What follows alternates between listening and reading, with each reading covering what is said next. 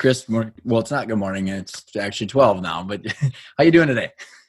Good. It's still morning in Arizona where I am. Yeah. So And I'm, like you said, I'm in Minnesota. It's summer, but I'm still wearing a sweater. So there's that. so jealous.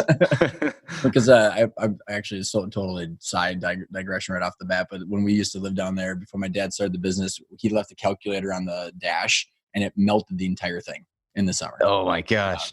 So much. Yeah. When I first moved, so I grew up in Boston. When I first moved out here, we went to Starbucks and got just an iced coffee. And I remember the plastic cup melted over the edges. It turned into like a mushroom coffee cup. Yeah. And then like my son has left crayons in the car and it turns into one of those horrible wax paintings, like all over the carpet. Right into the leather of your car, right? Yeah. So it's it's a hostile place to live in the summer for sure.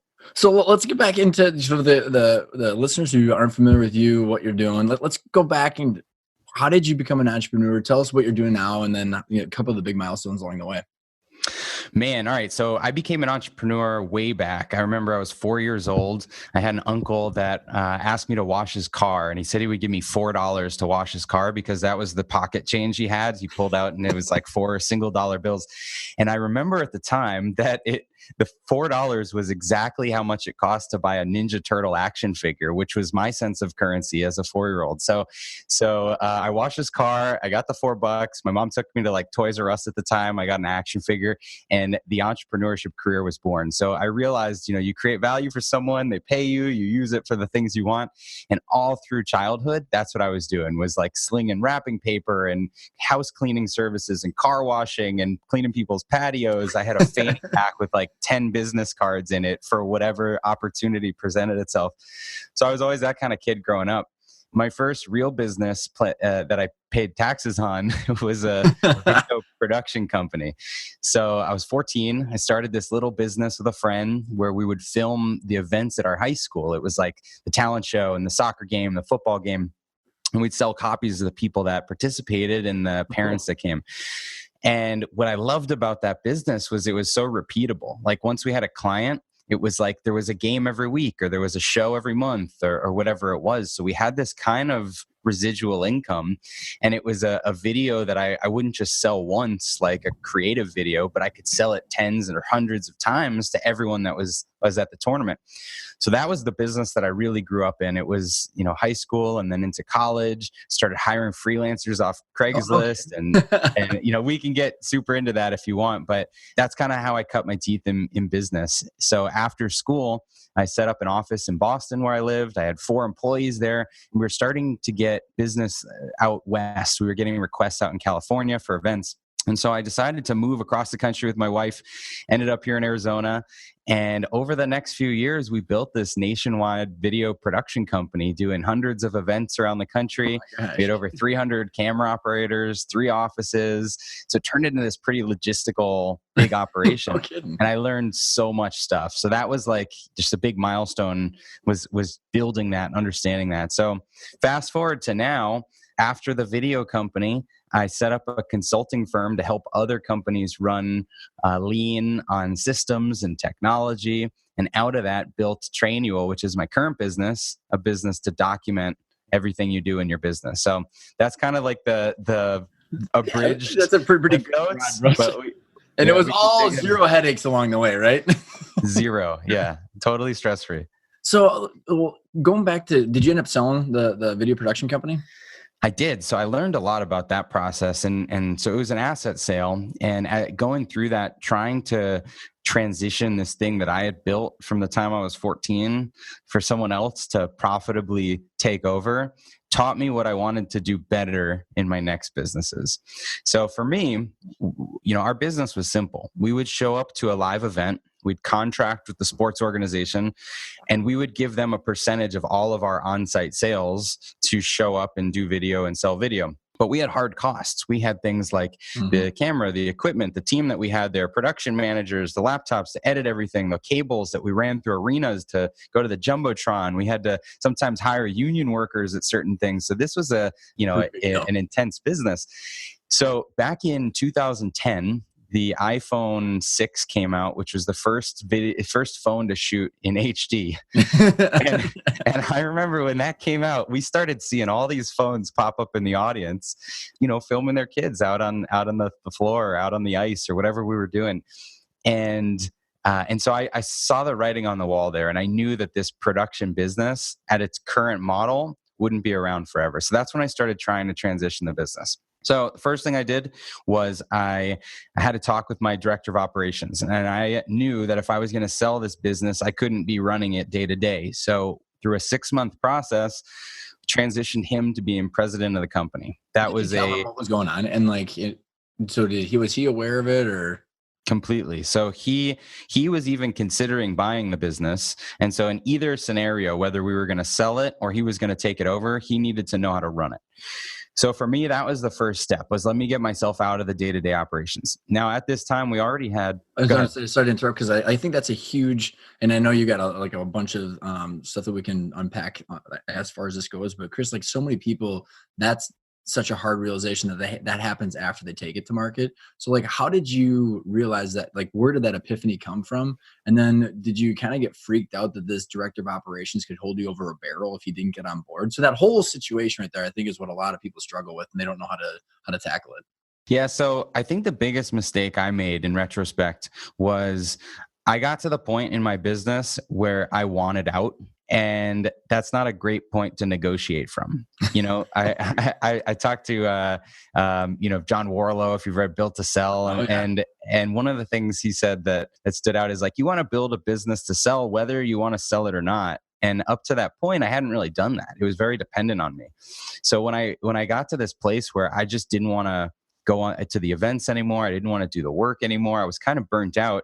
That was not a good place to be in to want to sell your business. So I had to have a very candid conversation with our operations director, and I told him, look, I'm checking out. I've been doing this for 10 plus years, and I'm ready to do something else that's exciting. And he was excited and enthusiastic about the opportunity to take over. Mm-hmm. So we said, regardless of what happens, this is the first step. You're going to take over as president. I'm going to give you a plan to vest into equity while we're going through this. And I'm going to spend the next 6 months training you. And that's what we did. And so I remember he had, his end of the year letter, his Christmas card or whatever that he sent out to all his family. And he was really excited to be the president of this company. And so there was a little bit of him having me over a barrel, but it was also we were partners in this effort. Cool. We were going to work it out. So, and he's still a great friend to this day. So we went through this process of me training him on everything so that I could take myself off salary, which was a big move for us. I freed up my salary. I gave him a raise. We hired a couple other administrative people in the office. And I really took a back seat where it was just him calling me when he had questions. And there was this vacuum. There was this void of I had been doing this my whole adult life, and now I had to figure out what else to do. And so that was when I started consulting. And it was kind of this soft process where he took over, and we went for a year with him running the business and me just kind of mentoring and me trying to figure out how to make money in the meantime and building my consulting firm. So Chris, a couple questions on that is, did you... First of all, had you met Scott Fritz at this point yet? I had, yeah. Okay, yeah. Because I think, when Scott and I were talking on the show, one of the biggest challenges is that I see a lot of entrepreneurs struggle with is this, okay, I'm getting, call it 100, 200 grand a year, whatever it is. If you're making that or you're floating off of it or whatever, somehow you've got this lifestyle, and being able to decouple the business from your actual personal income. So I don't know if you were using distributions to cover your personal burn rate or what, because I think decoupling that and allowing to understand that investment and did you understand how to value the company at that point? Because I think that's kind of this fork in the road that a lot of people really struggle with. Yeah. At the time, I didn't understand it. Now I understand it very clearly. But at the time, the business was paying me a salary, and I was happy if we broke even at the end of the year with paying me probably an under market salary. Yeah. And when we went through the transition to Aaron, our operations director, that was when that conversation first percolated. And it was okay, I'm taking my salary off the table, but now if I'm just an owner of this business, I want it to be profitable. I want it to make me something. Yeah, right. I'm out of slavery, my own being. Yeah. But it was really cool that for that year, it was, I had this business that was really just a job that I worked in. It was like a creative playground that we were trying things and building things, and we had built up the operation, but really I was kind of captive in it. It paid me a salary and there was really nothing to show for it. And so transitioning the day-to-day responsibilities 100%, and me being able to step back, it was now like, okay, I've got this asset. Like, what can I do with it? What can I make of it? And so it was a refreshing thing. And Scott for sure was an influence there. So, awesome. So going forward through that year, like I mentioned, I started consulting. That helped make up the income gap for myself. And fortunately I was working way fewer hours and making way more money. And so that made the transition a bit easier. I know, it's amazing. But as I was consulting for people, what really stood out to me was I had done things in the video production company that I didn't realize would be valuable to people in other companies. So one of the things we had, I mentioned, a few hundred camera operators all over the US. We would do events in all 50 states. And we had a really airtight standard operating procedure system, the checklist that would go out. We had everything you need in a 40-pound Pelican case, one of those hard plastic cases, everything you need to shoot a whole event.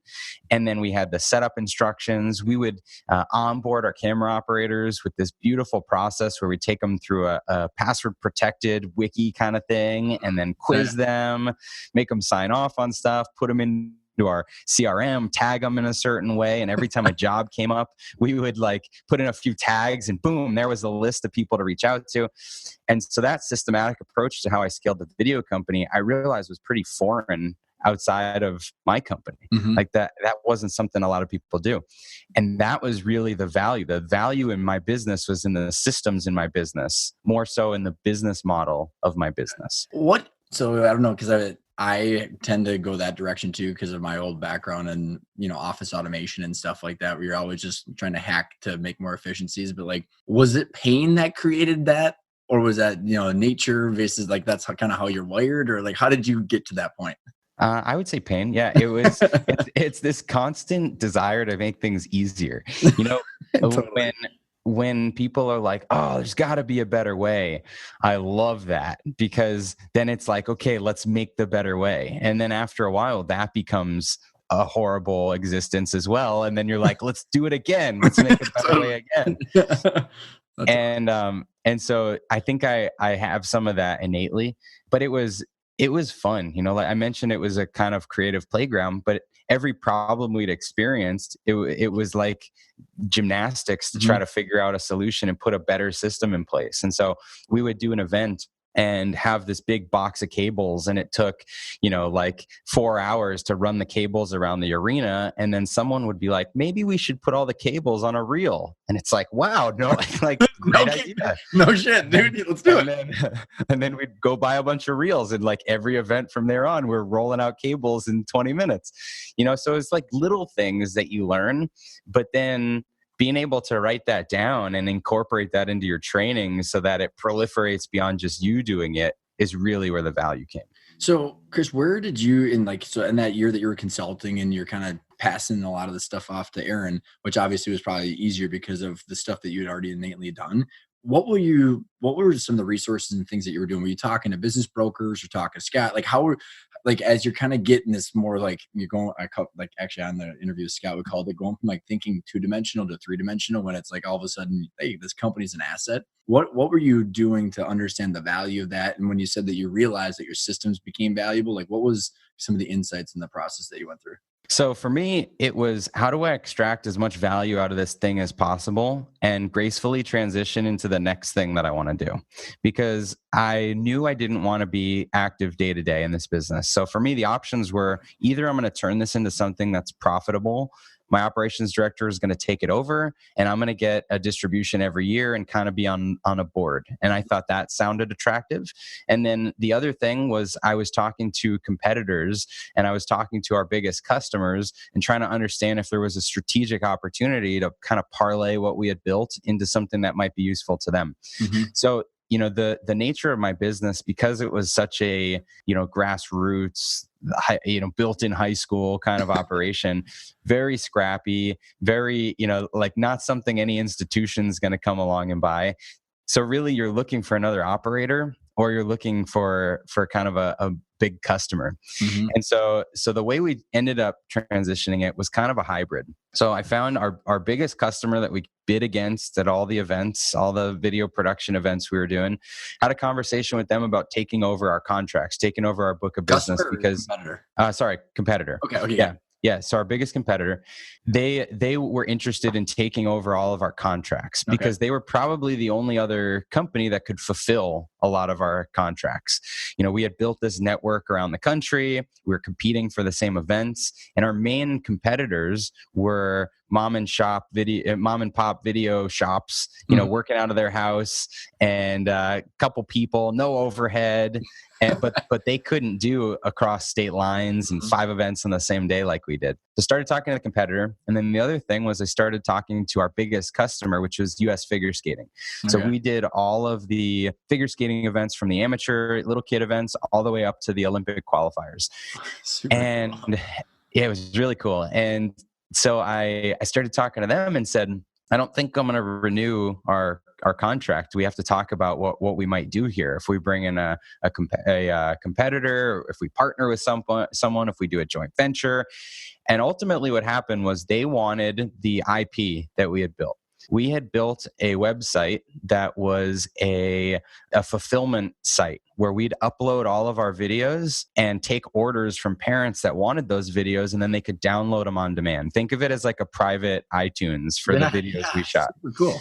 So we had built this software, and they wanted that software. Plus, they wanted to build their own in-house operation, so that rather than paying a vendor, they could just in-source and have that. And so it was this kind of crazy hybrid sale where all of our other contracts, all of our equipment, all of our lists of camera operators went to a competitor, and then all of our IP and the how-tos of the business went to our biggest customer. Was the other person able to use the how-tos and stuff like that? And then just not compete with the US Figure Skating, or? It was the some of the systems did apply. So we gave in like our training videos and things like that. But a lot of the information for US Figure Skating at that time was specially developed for them. Got it.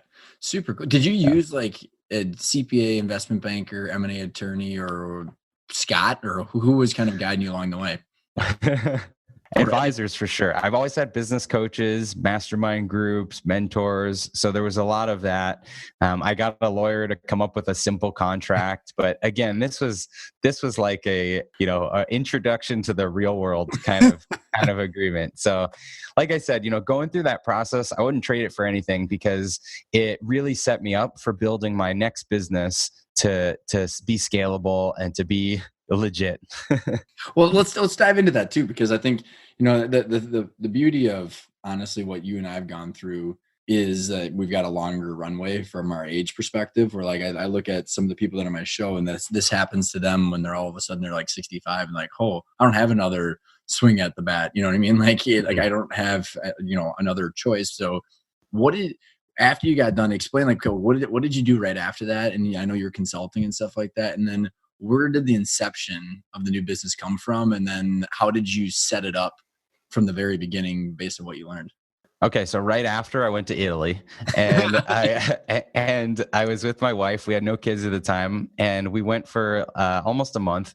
And so while we were there, I was going to a coffee shop every day with a notebook and just writing in the notebook like the lessons that I had learned from the last 10 years. And so I was kind of building the system or the framework for what I wanted to create going forward. And so we had done a couple things really well in the video business. First, we were super specialized. It was only a few sports by the time I was getting out of it. It was only events that were, large live events. We didn't edit any of the videos. It was strictly the raw footage. Oh, that's nice.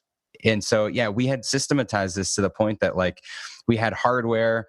We had the cameras recording, like live encoding into the hardware, going into a machine, and an editor was just on there saying like start, stop, and we're handing these things out on flash drives as people walked out the door. So it was a very fine-tuned process. and we were very focused. And so I knew I wanted to be focused and narrow in what I did. And then the next thing is I knew I wanted to have a product, not as much a service. So I wanted to productize or wrap some kind of package around what I was going to offer.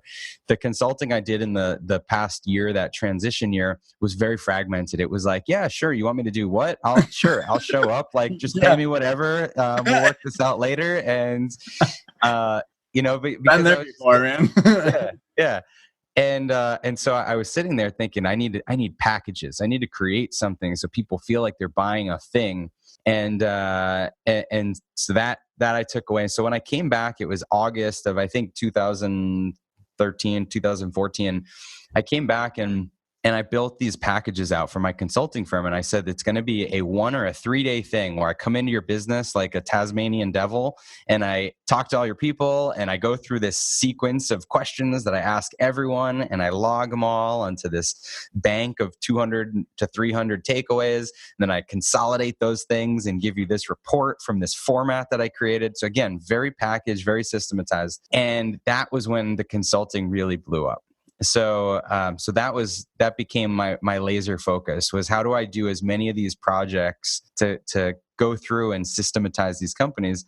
And then I started building services on top of that would be delivered by my team. So I started hiring project managers and saying, I'll do the initial report, and then either you do it yourself, you execute, or you can hire my team for 6 months and we'll do the projects on the list. Mm-hmm. But that's what the consulting business became. That's super cool, man. And is that where the new business came out of? And you still own that, right? I have the consulting, but we're not taking clients anymore. So okay. It's still in existence, but it's frozen. And so what were some of the reasons behind that? Give us kind of your thought process and as the evolution into what you're doing right now. Yeah. So a year into that business, we were, again, sweeping into companies, putting a lot of new tech tools in place and rewriting their operations. And what I realized, the theme I saw, was every time the owner would say, I love it, this is great, but can you do a training day with my team? Or can you write up some kind of manual or operations guide or standard operating procedures or whatever word they call playbook? And that was kind of the takeaway that everyone, or the leave behind everyone wanted, was that thing of like, great, you fixed my system, now give me the instructions and make sure everyone's doing it right. And so I was frustrated at the time that everyone's using, Dropbox folders and Google Docs and printed manuals. And, you've got the big bookshelf behind you. People would have these like binders that were literally collecting dust, and they had been written 10 years ago. And so I wanted a simpler way to do it. I looked out in the market, and there's course building software that's like for membership communities where you can build content and sell it. Thinkific, all that kind of stuff. Yeah, great tools. And I think those weren't necessarily around yet, but there was like, WordPress plugins and those tools are awesome. And Kajabi came out, but that's all for people that have content they want to sell, not necessarily for your internal handbook. Yep. And so we created Trainual, which is just training manual shoved together. And it was a product for our own customers, our own clients. And so it was this little minimum viable product thing that you could build out step-by-step processes, and you could plug in a YouTube video and you could assign it to someone and check that they've gone through it. And that's all it was meant to be, was a product for my consulting company. So over the next few years, the cool thing that happened was consulting clients would refer the software to someone else that wanted the software but didn't want the consulting. And I'm like, well, how do I do that? Okay, we'll put up a little sales page and we'll take your, you can put in your credit card. But we never marketed it. We never did anything. It was just kind of there. It just existed. And so a few years later, I've got this product that's generating a few $1,000s in passive income. And for me, it was like, oh, cool. Now it's paying for my car. Oh, it's paying for my mortgage. It's paying for, and I kept looking at this thing, and my wife would tell me like, hey, maybe you should pay attention to this. Chris. Ding, ding, ding. Yeah. So the epiphany was 2017. We had just finished up a really big consulting project. We had, we were running profitably. So we were at maybe 80% capacity, and that was kind of our break even point. And I said, okay, well, we can go add a few more clients and fill that back up, or we can just invest in this tool, all the feedback we had gotten over the years. So we started rebuilding it. I had hired a new developer. I told him that would be his first project. Like, why don't you just take this? It'll be like a pet project. And over the next few months, I got so passionate about like, oh, what if we had this? And what if we had this? And what if we put this in it? And like, this would be cool. And I realized like all the consulting I was doing, giving people that advice for their business, could be flipped into marketing content to just broadly share those kind of tips. And Trainual could still be the tool that delivers on the promise of my consulting firm, which is to make your business easier. Mm-hmm. And so that was really the shift for me, was I saw we could make a much bigger impact with the software than I could going client to client to client.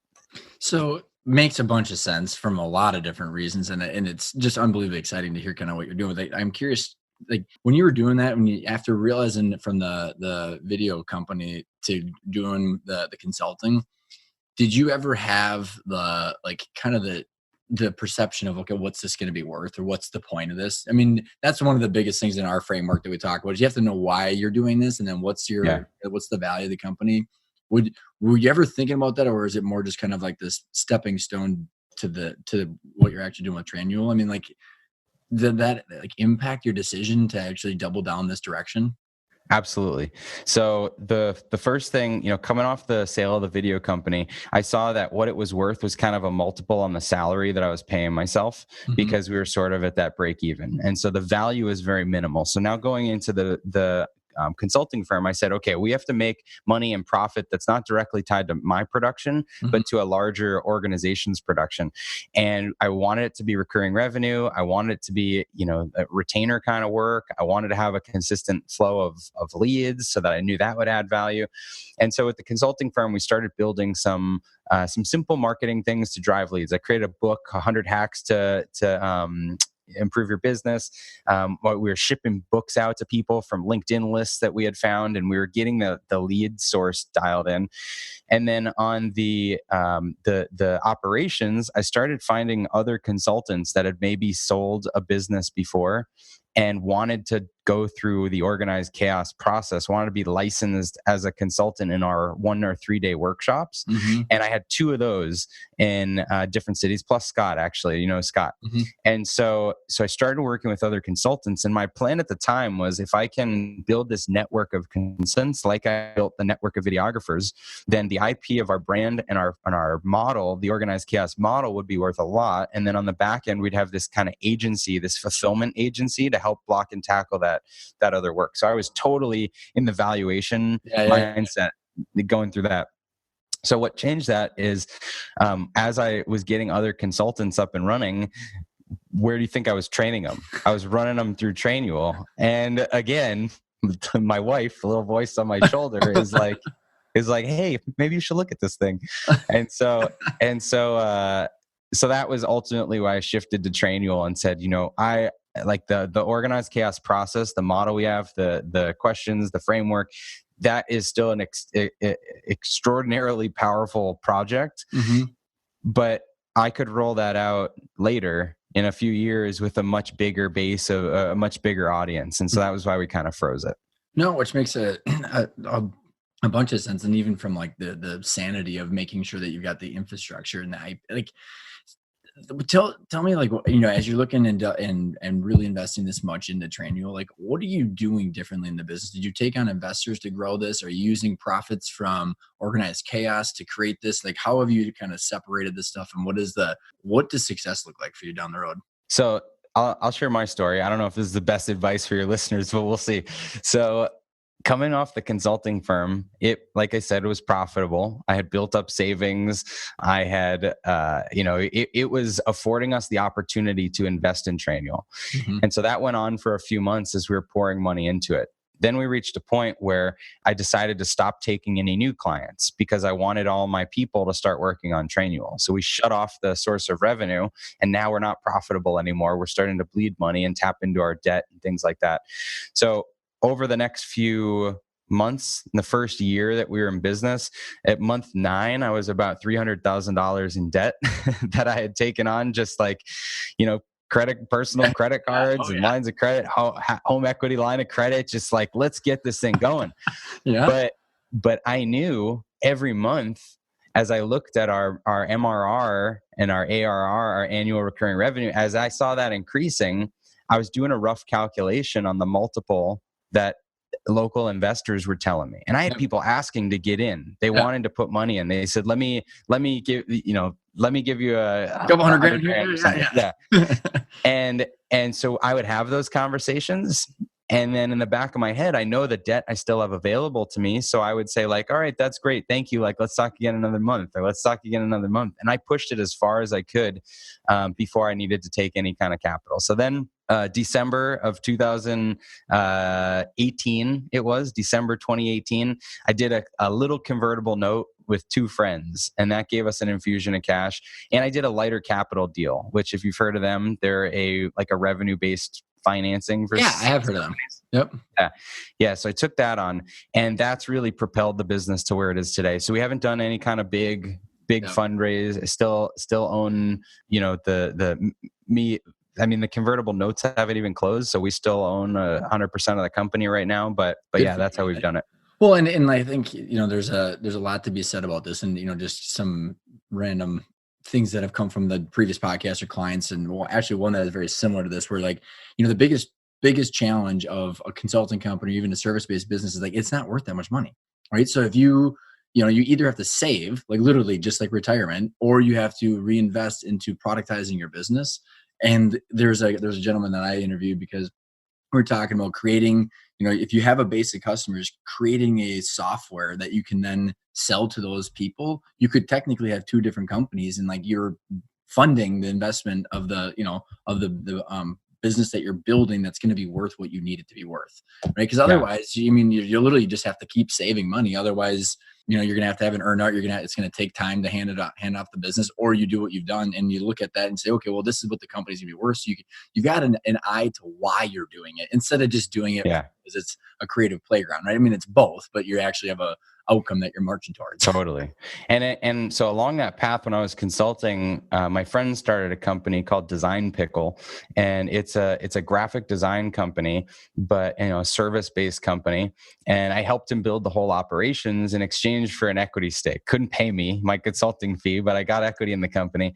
And watching them grow over the last few years has been remarkable. They're now almost 300 people. They they're north of 10 million in annual revenue. And watching that service-based product evolve, it's a graphic design service that you pay a flat monthly subscription for, really helped shape both what I did in the consulting firm with coming up with packages, and then what we've done with Trainual with the subscription and building this business.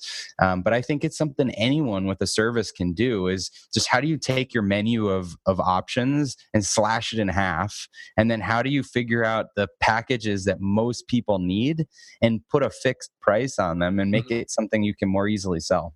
So, which by the way, amen.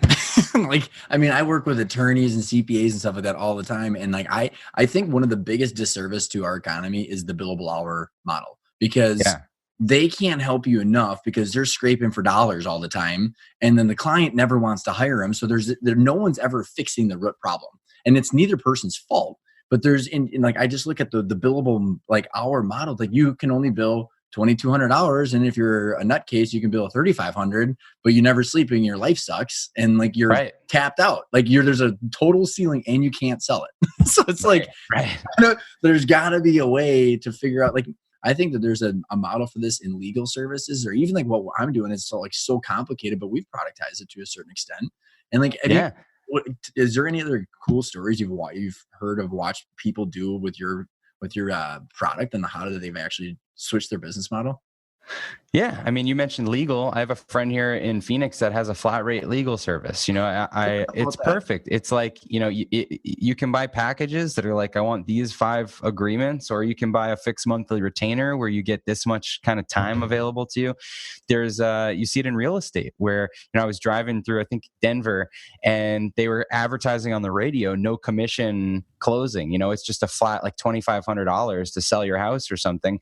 And you see those different models pop popping up everywhere because people don't want to be on the hook for some unknown number of hours, because the number of hours you pay someone depends on their level of productivity and their experience. And then you get into this crazy thing like, are you worth the rate I'm paying you? What an absurd conversation that is, right? Yeah, for both sides. Yeah. Yeah, someone quotes you a rate and it's like, well, I assume you're worth it if that's what if that's what you're getting. But you go into this place where you're trying to figure out, do they have enough experience? How many minutes are they going to take? Where do we shut this off? It's like, just tell me the price for the end result I'm going to get.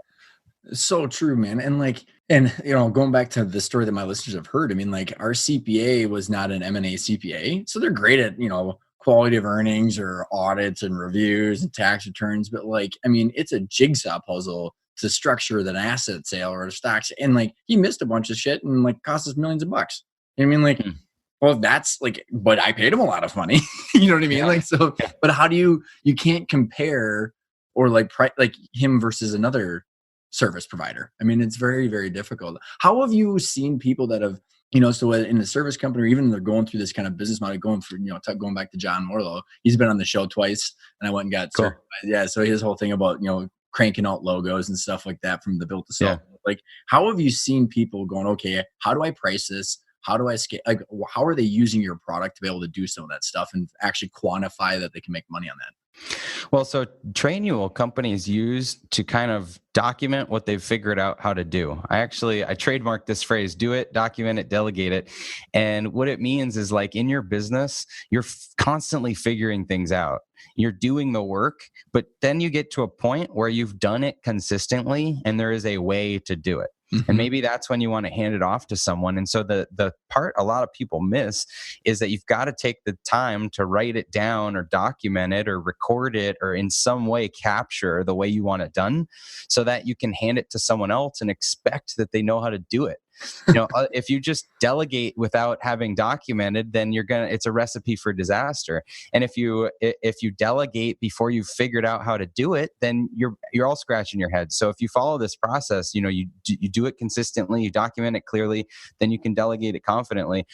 That's what people use Trainual for. It's kind of like sweeping up the mess in the wake of your business where you're figuring things out and then you write down, this is how we do this.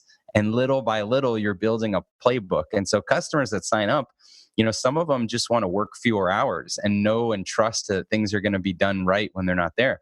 Some of them want to sell the business. Some of them have a succession plan in place. Whatever your motivation is, you need a playbook for your business, because if you don't write the thing down, then it's stuck in your head and the business can't survive without you. You're going to love this analogy, Chris, that one of my friends and clients told me. If he's listening, his name is David. He's a mortgage guy down in Florida. He's got 30 some employees, and he took a quote unquote sabbatical a year and a half ago. Well, it didn't go so well. I mean, they were killing it. They were making, he's done this with mortgages. He can crank out a mortgage approval in 24 hours or something ridiculous like that. So he's literally mastered it, but he's got his own machine. And he goes, you know how I know whether it's doing well or not? He goes, it's like the steamboat, someone, the conductor or whatever, that puts their hand against the wall of the boat and just can feel the hum going right. And he goes, and that guy knows if there's a clunking that's wrong. And he goes, that's what most owners do, is they literally can feel it against the wall, but no one on the planet has a clue what it feels like besides themselves. Right. And then what if you can't come in and feel the wall one day? There's nothing you can do. So anyway, that the whole journey, that idea kept cycling, circling around my head, where everybody wants a business that is systematized. They talk about systems and processes, and you sit down and maybe hack away at a document and fire out an email to all your people, this is the way we're doing things now. But if it's not archived in a place that everybody trusts and goes to and signs off on, and that everyone's up to speed, then it can just get lost. It just goes out. It's a one-time email, and then it's, you think you did it, but it made no impact. So that's why I'm so passionate about what we're building. That's awesome, man. So there's, when we're thinking about the listeners that are, okay, they've thought about it and they've already been convinced, right? Because everybody, I don't know too many people that go, no, I want everything to rely on me because I love working 16 hours a week. But like, Yeah. you know how it takes like the time, like the pain gets greater than the change. So like, what do you do first? Like, how do you even start? Like, what are some like, change practice, best practices for change management that you've seen as people are adopting this, and the employees are probably looking at you going, bullshit, seen this movie before. It's another flashy object. What are things that you've seen that people adopt it at a high rate? All right. Well, there's two things. So the first is like, what should you document first? If you're just getting started with this and you want to build a playbook and you want people to trust you, that it's not just this like midnight escapade that you're going to forget about the next day, the easiest thing to write down first is just kind of a general welcome orientation to your company. So imagine whether you've got one employee or 1,000 employees, imagine that you can't be there to greet every new hire, and you want to welcome everyone the same way into your business. This is the number one easiest place to start because it's somebody's entry point into your company. It's you teaching them about who you are, what makes you you. And so there's a couple simple things. First, just say hello and welcome. It can be a short little iPhone video, record it now, it lasts forever. Next, tell them the founding story. Like if you and I sat down, you'd tell me all about this business and your family and the thing that you guys built, because I'm curious naturally as a person in that. And so are your employees. They're curious in why you built this, not just why you're hiring me today, but what's the idea behind this? Tell that story. Write it down once. The next is like, who else is involved? Who's your team, your founding team? Tell me a little bit about your industry or your market and what makes you different. Share your core values. There's a very simple template we have in Trainual, but it's just attacking that and saying, here's an intro to my company. So start there, because that's applicable to everyone that works for you now and that will work for you in the future. Mm-hmm. And if you can at least get that out to everyone, you can say, I want us all to be on the same page, and everyone can agree to that. The next thing is getting people crystal clear on their roles and responsibilities so there's no gray area. So Scott talks about the responsibility matrix. I love that idea. Mm-hmm. What we've recommended is that you get everyone within 24 hours to brainstorm everything they're responsible for in the business. So this is how to do it. And if you follow this within 24 hours, you'll have literally hundreds of items as an outline for what to document. Oh, that's super interesting. Yeah. So here's what to do. First, you, a listener, and all of your teammates, just ask everyone to brainstorm the time-based things that they do daily, weekly, bi-weekly, monthly, quarterly, and annually. Real simple, but if you just wrap those time parameters around it, people say, well, all right, what do I do daily? I open up the store, or I turn on the lights in the back, or I take out the trash, or I check my emails because I'm looking for checks or payments, or whatever it is. People do things daily on a routine. Weekly, it might be payroll. Monthly, it might be running certain reports or having certain meetings. Quarterly might be taxes or reviews. There's these things that you do that if you just use the time-based approach, you'll have dozens in no time. Mm-hmm. The next thing, look at your email. Your inbox doesn't lie. And what I always say is look at your last 2 weeks of your sent mail folder. It's really specific, but if you look at the messages you've sent in the last 2 weeks, it cuts past all the noise and gives you an exact representation of the conversations you're engaged in. Yeah, that's, you know what, I'm pretty good at like tracking a lot of the stuff that I do, but I don't think I've ever done that. And that would be an interesting. It's so easy, but you can scrub through it in 10 minutes and just with a piece of paper. Yeah. And you write down, okay, well, this person wants this. They're asking me for this. I had to do this. I had to do this.